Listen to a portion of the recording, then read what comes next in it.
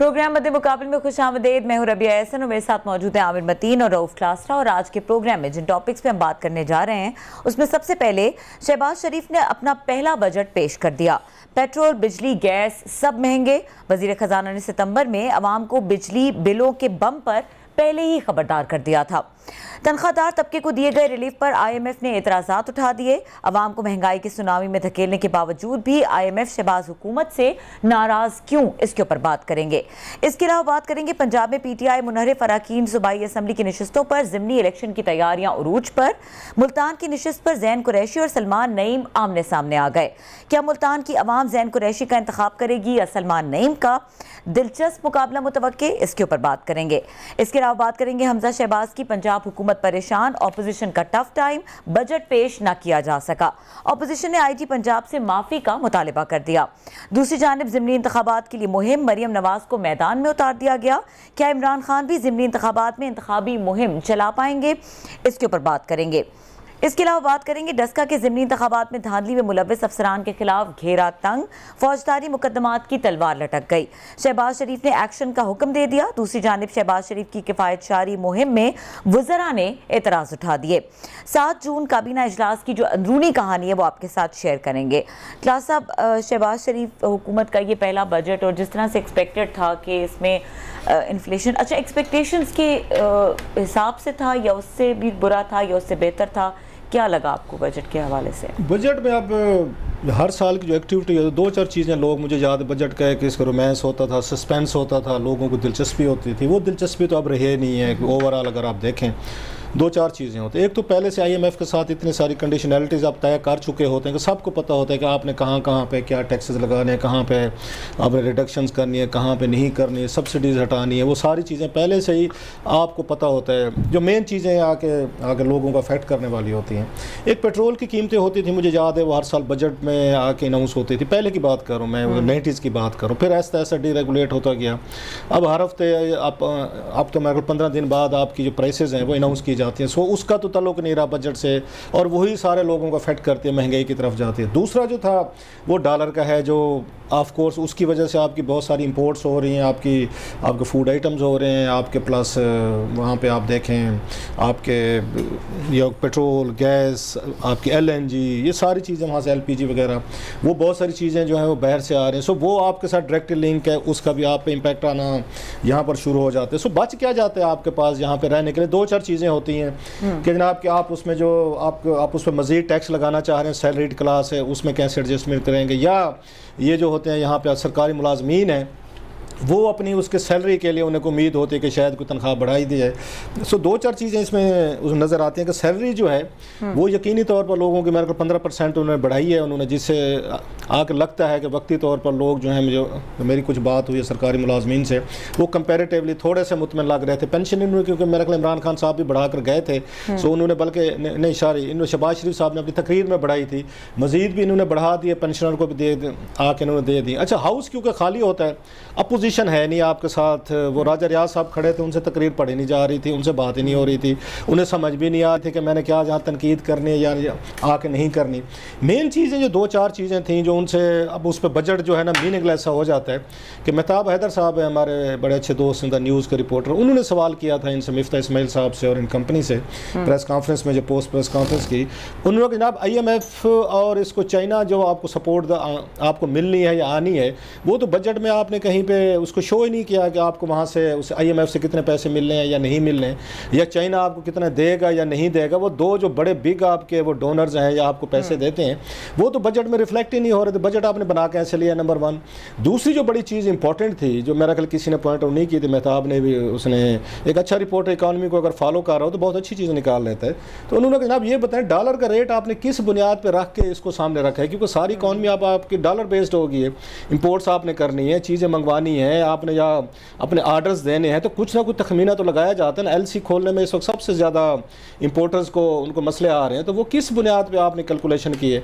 तो मिफ्ता इस्माइल साहब ने एज़ यूजुअल कहा, उन्होंने जनाब कि मेरे पास तो इन सवालात का कोई जवाब नहीं। अब अंदाज़ा करें, बजट बना रहे हैं, आपको IMF के साथ जो आपके वहाँ पे एग्रीमेंट्स हुए हैं, या चाइना के साथ आप वहाँ से होकर आए हैं, या डॉलर का आपको नहीं पता, अगर मुल्क के फाइनेंस मिनिस्टर को नहीं पता कि डॉलर का रेट जो है हमने कहाँ पर रखना है और कितना इसको हमने कंट्रोल में रखना है, और तो उसके बाद बजट की हालत आप यहाँ पे देख लेते हैं। तीसरी चीज़ आ जाती होती है डेवलपमेंट की। डेवलपमेंट का तो हमेशा से एक बहुत बड़ा फ्रॉड यहाँ पे रहा है। ये बहुत बड़ा इन्फ्लेटेड फिगर दे देते हैं 700-800 अरब ये रुपया का, फिर उसको ढोल पीटते हैं जी हमारे पास जनाब इतना बड़ा हम एक उसमें तरीक़ी देने जा रहे हैं और बड़ी डेवलपमेंट होगी, और उस वक्त पता ये चलता है कि पैसा पीछे है नहीं आपके पास। और फिर आप उसकी रिलीजेस जो हैं, एक्चुअल रिलीजेस जो आपने लोगों को करनी है, वो करने के लिए आपके पास पैसे नहीं होते, फिर पेट्रोल की कीमतें बढ़ा रहे हैं या गैस की बढ़ा रहे हैं दीगर। सो मिफ्ता इस्माइल साहब जो है, हामिद मीर साहब का आज जो उसमें शो में थे वो तो कह रहे हैं 3 महीने दे देंगे, 3 महीनों में हम सारी चीज़ें ठीक भी कर लेंगे, पेट्रोल भी ठीक हो जाएगा, डॉलर भी ठीक हो जाएगा, या महंगाई, या दूसरे लफ्ज़ों में वो ये कह रहे थे कि लोग आदी हो जाएंगे। ये मुझे उनकी गुफ्तगू से महसूस हुआ है कि 3 महीने बाद लोगों को जो आज की महंगाई है ना थोड़ी सस्ती लगना शुरू हो जाएगी कि नहीं जनाब, कि जब हम जून जुलाई में बैठे थे उस वक्त बेहतर हालात थे, अब जब हम अक्टूबर में बैठे हुए ना तो अब हालात ज़रा तंग है, वो ठीक थे हालात। सो लोगों को थोड़ा सा उस पर आदी कर जाएंगे, और मुल्क चल रहा है 1-2 चीज़ों पे ही। जो इलीट क्लास है वो अपने वो प्रिविलेजेस छोड़ने को तैयार नहीं है। वो कैबिनेट की स्टोरी में आपके साथ चलें थोड़ी सी यहीं से उसमें शेयर करता जाऊँ। जब ये बजट बना रहे हैं लोगों पे बर्डन आ रहे हैं, लोग इस वक्त लोड शेडिंग की वजह से बहुत सारे इशूज़ हैं, वो भी कैबिनेट में खैर उसमें खासी डिटेल में बहस हुई है कि इनके पास अभी से लोग तो ये रो रहे हैं ना कि ये इनके पास वो नहीं है, इनके पास जुलाई का वो कार्गो नहीं है। ये कैबिनेट में ये भी डिस्क्लोज किया गया है कि जुलाई के लिए कार्गो इन्होंने 3 के कहे थे, 1 मिला है, 2 इनको अभी भी नहीं मिले। सो आपके ऑयल और गैस जो आपको चाहिए इसके लिए इंडस्ट्री चलाने के लिए, जो आपने डॉलर आपने लाने हैं, आपने वहाँ पे आपने कोई एक्सपोर्ट करनी है, कोई पैसा कमाना है, उसके लिए इनके पास कोई प्लानिंग नहीं है, कोई इनके मसले सोचते रहे हैं। वो चादर होती है ना कि सर पे लेकर जाते हैं, पाँव नंगे होते हैं, पाँव पे अगर आप चादर रखते हैं तो फिर आपका सारा आपका नंगा होता है। हशर ये हो चुका है कि कैबिनेट पूरी घंटे 2 घंटे इस पे सोचती रही है। जो पिछला इजलास हुआ है उसकी जो डेट मैं आपको बता दूं, मैं 7 जून की बात कर रहा हूँ। सोचती रही है कि हम गैस कहाँ से लाएं, फर्टिलाइजर वाले जो हमारे प्लांट्स हैं उनकी गैस बंद करें, बिजली की तरफ लेकर जाएं, ये उस पे थी, या हम उसके तेल जो ऑयल जो है वो इस साइड पे डिवाल्ट करें, कहाँ से करें। तेल की कीमतें इतना बड़ा महंगा उन्होंने बताया, 29 बिलियन रुपीज़ का उन्होंने खांचा बताया कि अगर हम तेल इनको सप्लाई करते हैं तकरीबन 30 बिलियन रुपीज़ हमें मजीद देना पड़ेगा। अब 30 बिलियन रुपीज़ कहाँ से आएगा? अल्टीमेटली आप पेट्रोल बढ़ाएंगे, अल्टीमेटली आप गैस बढ़ाएंगे। सो इस वक्त इनके पास एक ही फार्मूला है बजट का जो इसको चला रहे हैं कि एक दिन तेल की कीमतें बढ़ा दें, दूसरे दिन अब गैस की बढ़ा दें, और चौथे दिन बिजली की बढ़ा दें, और 15 दिन बाद फिर रिवर्स से शुरू हो जाएं। सो इस वक्त उनका ख्याल है लास्टली कि इनके पास ना IMF की इनके एश्योरेंसेज हैं, ना चाइना की इनके पास एश्योरेंसेज हैं, ना इनको ये डॉलर पता है कि डॉलर का रेट हमने कहाँ पे रखना है। ये वो 3 चीज़ें हैं जो किसी भी बजट को वो करती होती हैं, आपका तयन करती हैं कि आपका एक्सटर्नल आपको वहाँ पे रिसोर्सेज कितने आएंगे, आपके लोकल रिसोर्सेज कहाँ से जनरेट होंगे, आप किस तरीके से इनको बैलेंस करेंगे। ये चीज़ें देखते हैं। आने वाले दिनों में डिबेट्स जो बढ़ती जाएगी बजट पे विल कंटिन्यू टू फॉलो। जी आमिर साहब, जिस तरह से बजट पेश किया गया और जो क्लास साहब ने कहा कि बजट की एक जो आम बात होती थी, जितनी भी उसमें प्राइसेस में हाइक आनी होती थी वो रिफ्लेक्ट करती थी बजट में, लेकिन अभी तो उसके आगे पीछे इतनी दफ़ा कीमतें बढ़ती हैं कि ये बजट और फिर उसके बाद मिनी बजट्स एंड उसके बाद अभी मिफ्ता इस्माइल साहब कह रहे थे कि पेट्रोल मजीद महंगा होगा, तो ये चीज़ें कहीं जाके रुकेंगी? बजट पे ज़ाहिर है एक तरीकाकार है कि गवर्नमेंट अपना पॉइंट ऑफ व्यू होती है, अपनी मिशन उसको बुराई कहती है, इस तरह ही चलता है। पर सबसे बड़े 2 क्राइटेरियन होते हैं बजट के। एक ये है कि आपकी मार्केट से ज़्यादा स्टॉक एक्सचेंज कैसे रिएक्ट करती है, दूसरा आवाम कैसे रिएक्ट करती है। तो मार्केट की तो सिचुएशन ये है कि तकरीबन 2 महीने में रिकॉर्ड 5500 पॉइंट नीचे स्टॉक एक्सचेंज जा चुकी भी है, और आज ही 1100 पॉइंट नीचे गई है। डॉलर जो है वो 205 इंटरबैंक रेट है, मार्केट में 208-9 तक का मिल रहा है। और डॉलर का जो अभी क्लास साहब कह रहे थे कि मिफ्ता इस्माइल साहब ने जवाब नहीं दिया, वो इसलिए कि ये जो बजट का तखमीने सारे लगाए गए हैं और IMF से जो बात की जा रही है उसको 183 पे ऊपर रख के जब ये आए थे तो 99 से 183 रुपये पे डॉलर चला गया था। तो ये बजट का सारा तखमीना जो किया गया है वो 183 की पैरिटी पे रख के किया गया है। अच्छा। मतलब ये है कि इसीलिए वो जवाब नहीं दे रहे थे कि वो सारा ही बजट ही बेमानी हो जाता है कि आपने जब 25 रुपये मार्केट से कम के ऊपर तखमीने के ऊपर बजट बनाया हुआ है तो उस बजट की सारी एक बहुत बड़ी उसके अंदर एक पैराडॉक्स कॉन्ट्रडिक्शन आ जाती है। दूसरा ये अवाम ज़ाहिर है कि अभी इन्होंने 60 रुपये पेट्रोल का पहले बढ़ाया है और नए बजट में 750 अरब रुपया के इन्होंने पेट्रोल की मद से और निकालने हैं, जिसका मतलब है कि बड़ी आसानी से आप कह सकते हैं कि 30 रुपये 25 से 30 रुपये तो बढ़ाने ही हैं। और अनकरीब शायद जुलाई 1 से ये शुरू हो जाएगा कि ना सिर्फ कि वो एडजस्टमेंट होगी जो फ्यूल की प्राइसेस, और ये वो है जो मौजूदा प्राइसेस पे है पेट्रोल की इंटरनेशनल, जो कि बढ़ती जा रही है और बड़े ख़तरनाक फिगर्स आ रहे हैं कि जनाब ये 125 से 140 150 डॉलर तक पर बैरल जा सकता है। जिसका मतलब ये है कि एक तो अपना पेट्रोल, ऊपर से इन्होंने टैक्स भी लगाना है, पेट्रोलियम लेवी जिसे कहा जाता है, तो पेट्रोल वो है। दूसरा 4 रुपये मज़ीद बिजली पे बढ़ा रहे हैं, 12 रुपये पहले बढ़ा चुके हैं, 16 रुपये पर यूनिट। फिर जो है गैस जो है उसके प्राइसेस भी, नर्ख भी बढ़ रहे हैं। तो ये इसमाइल साहब कह तो रहे हैं 3 महीने बाद अच्छी खबर, 3 महीने बाद अच्छी खबर का जब वो ये कह रहे हैं सिर्फ कि मैक्रो स्टेबिलिटी कि सारा कुछ इसलिए किया जा रहा है कि जी IMF को राज़ी करना, क्योंकि IMF अगर राज़ी नहीं होती और उनसे अप्रूवल नहीं आता तो जो चीन से आपने पैसे लेने हैं या सऊदी अरेबिया से लेने हैं वो उससे मुंसलिक है।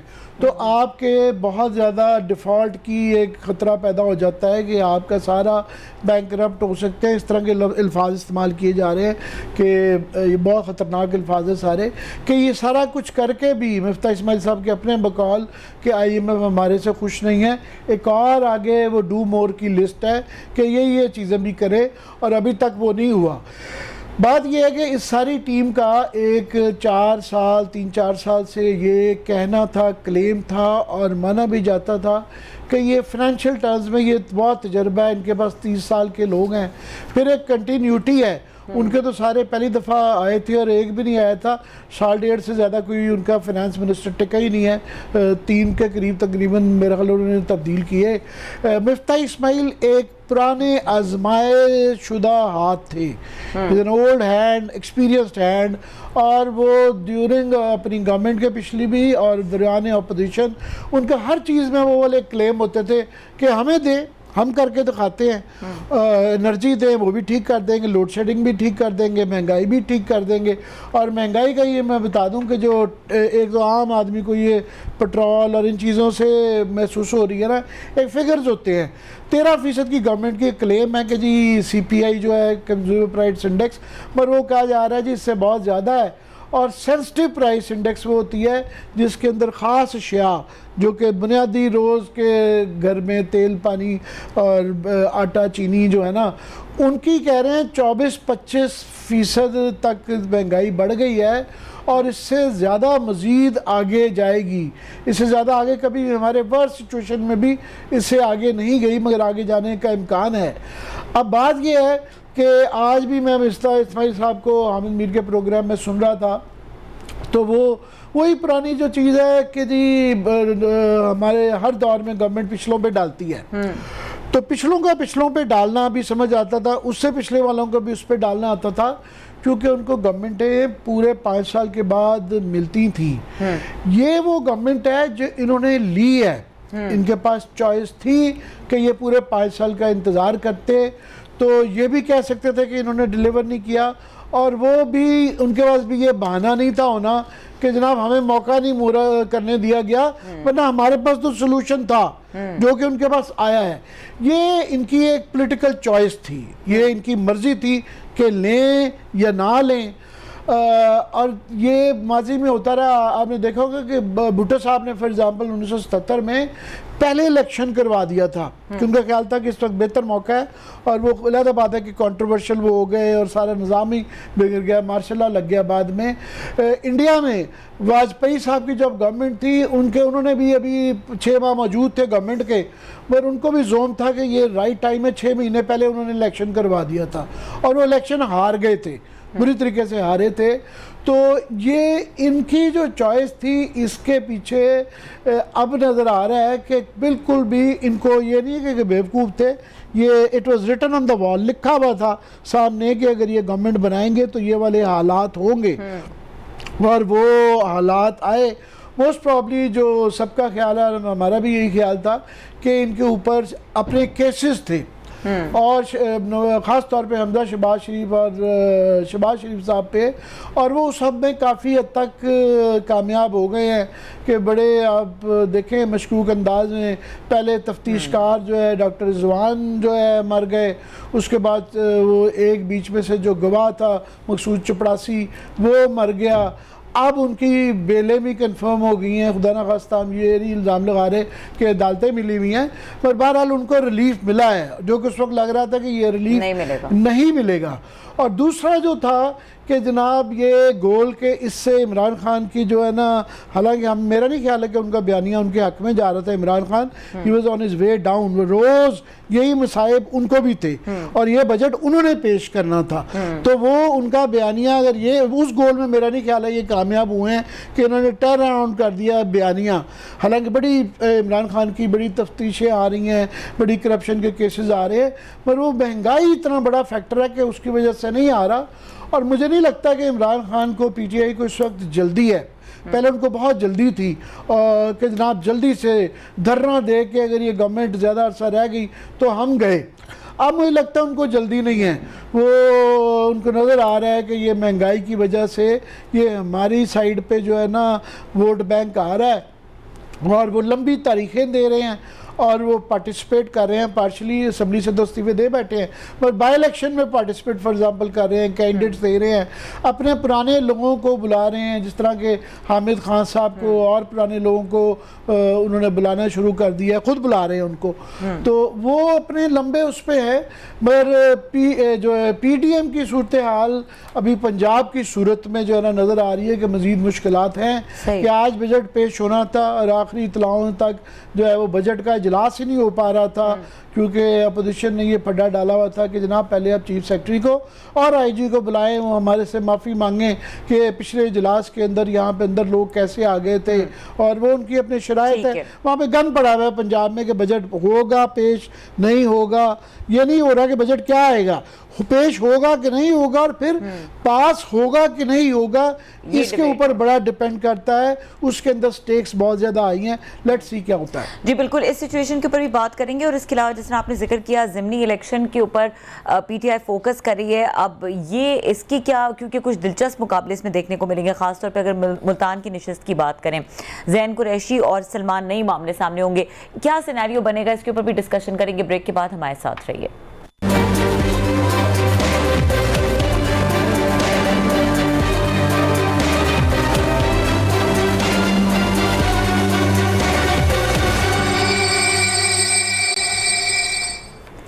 वेलकम बैक और बात करेंगे बाई इलेक्शंस की, पंजाब के बाई इलेक्शंस, और क्लास अब एक इंटरेस्टिंग सिचुएशन डेवलप होती हुई नज़र आ रही है और इसकी जो कैंपेनिंग है उस पर भी काफ़ी जोर नज़र आ रहा है। अच्छा, हमारे साथ जमशेद रिजवानी साहब मौजूद हैं, सीनियर सहाफ़ी हैं मुल्तान से, ये भी थोड़ा बता सकेंगे क्या सिचुएशन है वहाँ पे। हाँ जमशेद, अभी हमने उनसे रिक्वेस्ट की है कि पंजाब में आपको पता है वो हो रहा है, यहाँ बाई इलेक्शंस हो रहे हैं, 20 सीट्स, वो जो ये मुनर्रफ अरकान को डिसीट किया था, अच्छी बात है, थोड़ा सा मेला लगना चाहिए। मरियम नवाज साहब भी कहती थी जी कि हमारी बड़ी सपोर्ट है, इमरान खान साहब को भी साफ ज़ाहिर उन्हें भी था कि जनाब कि हम इलेक्शन जीत सकते हैं। सो वही वाली बात, घोड़ा मैदान और तलवार वाला काम वहाँ पे लग गया है और उसमें बड़ा इंटरेस्टिंग उसमें उन्होंने सीट्स एलोकेशन किया, जो देखा होगा आपने PTI ने अपने कैंडिडेट्स अनाउंस भी किए। सो एक तरफ वो यहाँ सेंटर में वो चाह रहे थे कि इनका यहाँ इलेक्शन होने चाहिए नए, पंजाब में वो वहाँ पे पार्टिसिपेट करें, जिससे वही वाली बात कि इमरान खान साहब को जो इन पर दबाव है ना हुकूमत पे कि नए इलेक्शन करवाए जाएँ, वो मेरा ख्याल है कम हो जाएगा मज़ीद। जैसे आमिर भाई कह रहे थे कि अब वो शायद इसके फेट के साथ रिकनसाइल करते जाएंगे कि छोड़ें इस हुकूमत को उसी तरीके से गिरने दें अपने उस दबाव के तहत, जैसे जरदारी साहब ने नहीं कहा था कि इमरान खान को हम नहीं गिराएंगे, ये खुद ही गिरेंगे, ये और बात है, आखिर पे खुद ही वो आए और उन्होंने गिराया वगैरह। सो लगता है कि इमरान खान साहब भी यही काम करना चाहते हैं, महंगाई, डॉलर, बिजली, गैस, पानी, इनकी वजह से हुकूमत अनपॉपुलर जो हो रही है। सो बेहतर है कि हम थोड़ा सा वेट कर लें, और प्लस ये जो 20 सीटों का नतीजा ये वहाँ पे आएगा तो ये भी डिटरमिन करेगा कि मरियम नवाज साहब ठीक कह रही थी, वो भी क्राउड पुलर हैं, या इमरान खान साहब आप देखते हैं उनसे बड़े क्राउड पुलर हैं। इन 20 में से जो बड़ा मैच पड़ रहा है ना, जिसकी वजह से हम जमशेद को आज अहमद दी, वो मुल्तान में है। वो वहाँ पे इनकी शामुद कुरैशी साहब के साहबजादे हैं ज़ैन कुरैशी, वो MNA की सीट से इस्तीफ़ा दे के गए, उधर इलेक्शन लड़ रहे हैं, तो उनके अगर मुकाबले में लड़का है मुल्तान का सलमान नहीं। अब ये पहला इलेक्शन लड़े थे शाहमूद कुरैशी साहब, लड़े थे सलमान नईम के खिलाफ, अब उनका बेटा वहाँ पे इलेक्शन लड़ रहा है। तो मुझे तो सबसे बड़ा मज़े का जो लगा है ना, मैच पड़ा हुआ है जो पंजाब में, वो ये है वहाँ पे डिटरमिन करेगा कि वहाँ पे क्या सिचुएशन है। तो जमशेद से पूछते हैं। हाँ जी जमशेद, अस्सलाम वालेकुम। रऊफ साहब। तो सर जी आपको बताएंगे मुल्तान में कि शाहमूद कुरैशी साहब जो है उन्होंने इस दफ़ा अपने बेटे को खड़ा किया सलमान नईम के मुकाबले में, खुद जो है तो खुद क्यों नहीं इलेक्शन लड़े शाहमूद कुरैशी साहब? इस्तीफा तो वो भी दे चुके हैं, अपने बेटे को क्यों पुट किया? लास्ट टाइम तो खुद लड़े थे सलमान नईम के खिलाफ। हाँ, लेकिन इस दफ़ा वो मेरा ख्याल है कि जो कुछ 2018 में हुआ था उसके बाद वो अपना, और इस वक्त उनकी पार्टी में पोजीशन है, वो अफोर्ड नहीं कर सकते कि वो सलमान नईम का एक असम्बली में जाकर असम्बली की सीट पे, सूबाई असम्बली की सीट पे दोबारा मुकाबला करें, और वो भी उस सूरत में जबकि अभी क्लैरिटी ना हो, जबकि हुकूमत उनकी हो। सलमान नईम के पास टिकट मुस्लिम लीग नवाज की है, ये सबको पता है, लेकिन एक्चुअली तो वो पीडीएम के कैंडिडेट है ना। पाकिस्तान पीपल्स पार्टी ने अपना उम्मीदवार नहीं खड़ा किया, जमीयत उलमा इस्लाम फजलुर रहमान ग्रुप ने अपना उम्मीदवार नहीं खड़ा किया। तो पूरा जो पीडीएम है शाहमूद कुरैशी के बेटे ज़ैन कुरैशी के खिलाफ सलमान नईम को सपोर्ट कर रही है। टिकट बहरहाल उन्होंने जो उसका पार्टी ली है वो तो मुस्लिम लीग नवाज के लिए है। तो जो शाहमूद कुरैशी साहब ने फिर भी उस हलके में उनके अलावा जो मजबूत तरीन उम्मीदवार हो सकता था वो उनका बेटा ही हो सकता था। जमशेद रुके जरा, आप ये कह रहे हैं कि शाहमूद कुरैशी साहब ने क्योंकि पहले भी शिकस्त खाई थी सलमान नईम से, तो उन्होंने डर के मारे इलेक्शन नहीं लड़ा कि मैं फिर हार गया तो मैं बड़ा इतना बड़ा मखदूम, तो इतना बड़ा मैं वहाँ से एक सीनियर पॉलिटिशियन, मैं फिर हार गया तो मेरी फिर वो होगी, क्या कहते हैं, मैं क्या लफ्ज़ आप यूज़ करूँ, तो खुद क्यों नहीं लड़े? डर गए सलमान नईम से, हालांकि मौका तो बड़ा अच्छा था सलमान से बदला लेने का, बेटे को पुट कर दिया। ये एक एंगल है। आपका क्या एंगल है? चले मेरा एक एंगल है, आपका क्या एंगल है इस पे? आप तो मुल्तान बैठे हैं। नहीं, वो स्टांस ये है जो इमरान खान साहब का है, ये पार्टी के वाइस चेयरमैन हैं और ये इन असम्बलियों में, और मेरा ख्याल है वापस ही नहीं जाना चाहते। इनका स्टांस ये है कि असम्बली तोड़ें और ख़त्म करें सारे उसको। लेकिन जाहिर है एक आ गया है अभी इससे, जैसे आपने अपना जो इंट्रो दिया इस सेगमेंट में, उसमें आपने खुद कहा कि जी मैदान भी हाजिर है, घोड़ा भी हाजिर है, और वो बाई इलेक्शंस में देखना चाहती है, पीटीआई भी देखना चाहती है जो महंगाई की एक लहर है वो किस हद तक मुस्लिम लीग नवाज उसका को फेस कर सकेगी। तो एक जस्ट टेस्ट कर रहे हैं और इस सिचुएशन को, तो उस टेस्ट में अपने बड़े नाम, कभी भी इमरान खान जाहिर है वो तो असम्बली में जाने को तैयार नहीं है, तो शाहमूद कौमी असम्बली में बैठने को तैयार नहीं है, तो वो किसी अंदाज में कहेंगे कि मैं एमपीए की सीट पे जाके मुस्लिम लीग नवाज में जो इस वक्त जमशेद उनकी तो ख्वाहिश है। शाहमूद कुरैशी साहब को आप भी जानते हैं, मैंने भी 8-10 साल रिपोर्टिंग की है मुल्तान में, करीब से देखे। उनकी तो बचपन की ख्वाहिश है वज़ीर आला पंजाब बनूं, बड़ा अच्छा मौका है, वो इलेक्शन जीत के आए, अभी असम्बली तो मौजूद है वहाँ पे और बिल्कुल थिन मेजॉरिटी है। आप परवेज इलाही साहब की बजाय शाहमूद कुरैशी साहब की लॉबिंग कर सकते हैं इमरान खान साहब, ये तो बड़ा मौका है उनका बचपन की ख्वाहिश पूरी करने का। आप कहते हैं वो असम्बली में क्यों जाए? 2018 का इलेक्शन उन्होंने इसलिए तो लड़ा था कि पंजाब का वज़ीर आला बनूंगा, अभी तो मौका है बड़ा ज़बरदस्त। यार रऊफ साहब, शामू साहब इतनी भी कच्ची गोलियां नहीं खेलते। वो क्या 6 महीने के लिए, 8 महीने के लिए, साल के लिए वज़ीर आला बनना चाहेंगे? और क्या वो लगता है कि ये सब उसकी जमानत है कि वो जीत जाएंगे तो वही वज़ीर आला के उस गेम में होंगे? ऐसा बिल्कुल नहीं है। वो अगला इलेक्शन देख रहे हैं, अगला इलेक्शन भी उन्होंने जीतना है, लड़ने के लिए वो इस मैदान में उतरेंगे, जीतने के लिए आएंगे ना। तो वो कभी भी इस वक्त इस फेज में, जबकि मुश्किल दौर है पीटीआई पर, उसमें अपने आप को वो अपना वेट कम नहीं करना चाहेंगे मकामी तौर पर भी। बेटे को जरूर उन्होंने एक मौका दिया है कि जिसके साथ अगर वो कुछ धचका खा भी जाएं तो वो संभल सकते हैं, लेकिन मखदूम साहब मेरा ख्याल है कि बिल्कुल रिस्क नहीं लेंगे, शायद उनकी पार्टी ने भी रिस्क नहीं लिया। मुझे जो इन्फॉर्मेशन है, मुकाबला कैसा है ज़ैन का और सलमान का आपस में, किसके ज्यादा बेहतर इम्कानात हैं?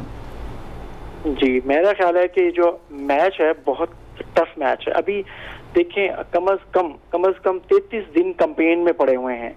14 जुलाई को इमरान खान साहब खुद यहाँ पे मुल्तान में आखिरी जलसा करेंगे इनके हक में, इनके लिए सब, इनकी इंतखाबी मुहिम के सिलसिले में। अब मेरा ख्याल है कला कोना कासिम बाग का जो मुल्तान का जलसा होता है वहाँ नहीं करेंगे मुमकिन तौर पे, इनके हल्के में जहाँ मुमताज़ाबाद ग्राउंड में या इस मुमताज़ाबाद 217 हल्के के किसी इलाके में इमरान खान साहब उनकी कैंपेन के लिए आएंगे। और बताऊं आमिर भाई, ये जो है ना इनका कैंडिडेचर ज़ैन कुरैशी का, वो खुद इमरान खान साहब ने मखदूम साहब को कहा है कि अपने बेटे को लड़वाएं, वे एक मजबूत उम्मीदवार दें, बजाय ये कि हम एक फ्री सीट दे दें और फिर और आसान मुकाबला दें। और ये बात आपने शाहमूद कुरैशी ने बताई होगी।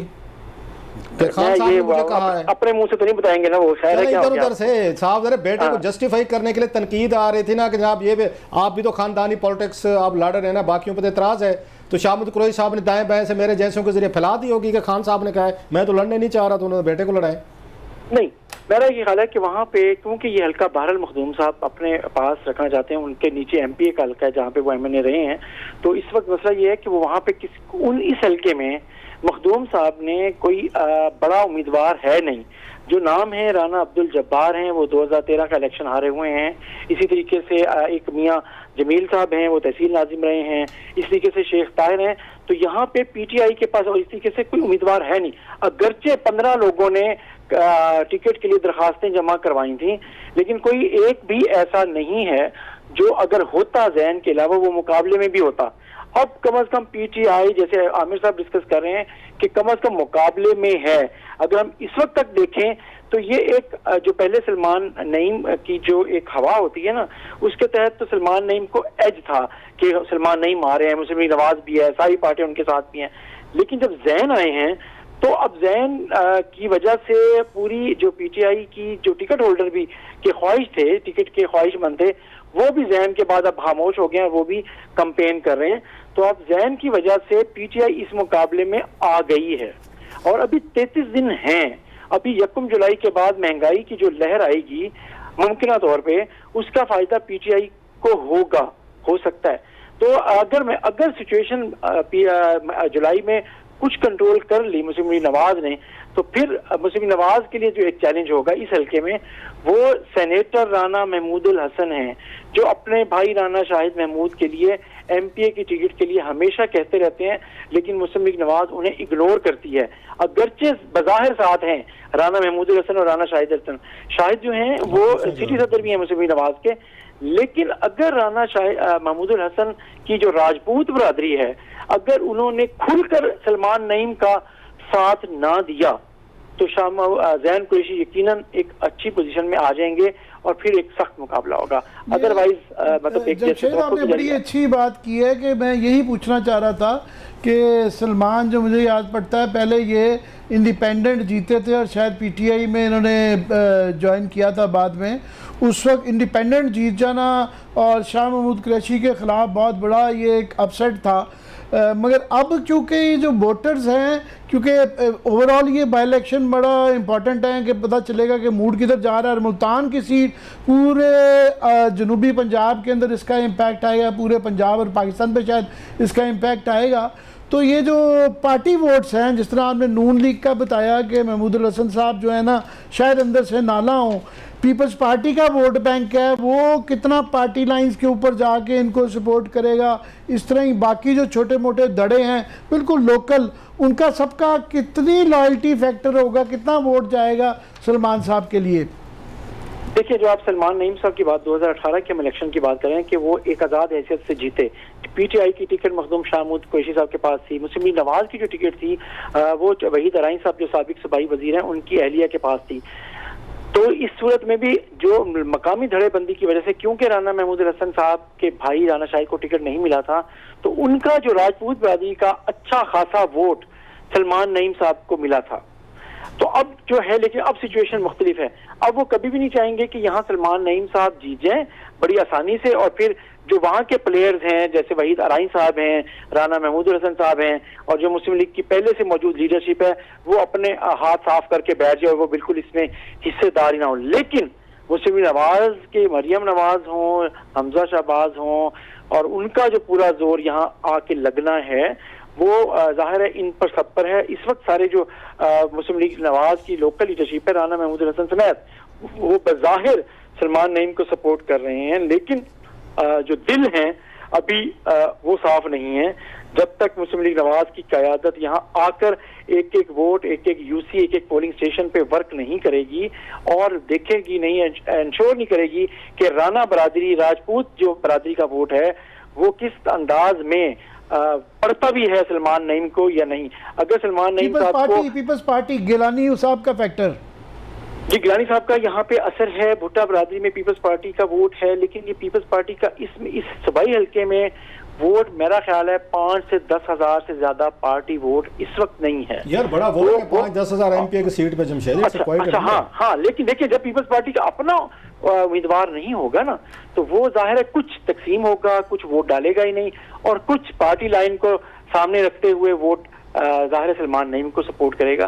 तो जो बहरहाल पीपल्स पार्टी के वोटों का एज जो है वो बहरहाल सलमान नईम को मिलेगा। लेकिन ये कहना कि सारे के सारे पीपल्स पार्टी के वोट बिल्कुल बढ़ जाएंगे, लेकिन एक बात सही है कि गिलानी फैमिली खुद इन्वॉल्व है सलमान नईम की सपोर्ट में, और उनका जितना भी वोट बैंक भुट्टा बरादरी में है, गिलानी फैमिली में है, पाक गेट, होनी बुर्ज और ये वाला सारा वोट, वो यकीनन वो वोट सलमान नईम को ही पड़ेगा। इस वजह से नहीं कि वो मुस्लिम लीग नवाज के उम्मीदवार को देना चाहते हैं, वो शाहमूद कुरैशी के बेटे जैन कुरैशी को हराने में अपना किरदार अदा करना चाहते हैं। अरे जमशेद, ये लास्टली बताइएगा, शाहमूद कुरैशी साहब ने ट्वीट भी किया था कि उन्होंने कहा जनाब कि ये यहाँ पे सलमान नईम साहब थे, पीटीआई में आके शामिल हो गए, और फिर इसके बाद बुजदार साहब ने 1 करोड़ रुपए उनको फंड दिए, कोई ट्रांसफर पोस्टिंग भी करें, आप वहाँ हमजा शहबाज शरीफ साहब ने कोई खजाने के मुंह खोल दिए हैं। तो ये फैक्टर भी है वहाँ पे, ये लाडले थे सलमान नईम साहब, और इनको बुजदार साहब ने भी खुलकर उनको सपोर्ट दी, पावर दी, और हमजा साहब भी दे रहे हैं। जस्ट वन लाइनर दीजिएगा, मेरा ख्याल से टाइम खत्म हो रहा है। जिसकी आप रेफरेंस की बात कर रहे हैं, उसका जो रेफरेंस है उसका जवाब सलमान नईम ने अपने ट्वीट में और फेसबुक में दिया था। वो पिछले साल के बजट की स्कीमें थी, वो इस साल वाली नहीं है। हाँ, जब वो एमपीए के तौर पे बहाल हुए थे तो उसके कुछ फंड्स उस वक्त के वज़ीर आला उस्मान बुज़दार ने दिए थे, लेकिन वो इनको मिले नहीं थे पूरी तरह। वो उनके बाद अभी तक हमजा शहबाज से आप जो बात करें खजाने खोल दिए गए हैं, ऐसा बिल्कुल नहीं है। जो जिसके रेफरेंस दिया गया है वो पिछले साल का एनुअल डेवलपमेंट प्रोग्राम का 2021-22 का जो था वो दिया गया था। ये ताज़ा उनको नहीं मिला कि उनको कोई स्कीमें दी गई हैं, ऐसा नहीं है। ठीक है, बहुत शुक्रिया। जमशेद रिजवानी हमें सिचुएशन से आगाह कर रहे थे, सीनियर सहाफ़ी, और मुल्तान में जो ये दिलचस्प मुकाबला होने वाला है इसके ऊपर बात कर रहे थे। प्रोग्राम का वक्त ख़त्म हो गया है, दिल चाह रहा है कि क्लास साहब और आमिर साहब से इस पर कॉमेंट ले, लेकिन इसके ऊपर डिस्कशन जारी रखेंगे आने वाले दिनों में देखने के लिए। शुक्रिया, इजाज़त दीजिए, अल्लाह हाफ़िज़।